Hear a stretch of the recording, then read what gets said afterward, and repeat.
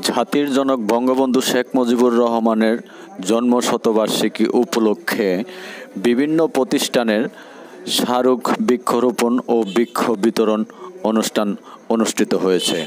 ৩ December বেলা ১২টায় মুন্সিগঞ্জের সিরাজদিখান উপজেলার Baluchar union পরিষদে এ অনুষ্ঠান অনুষ্ঠিত হয়।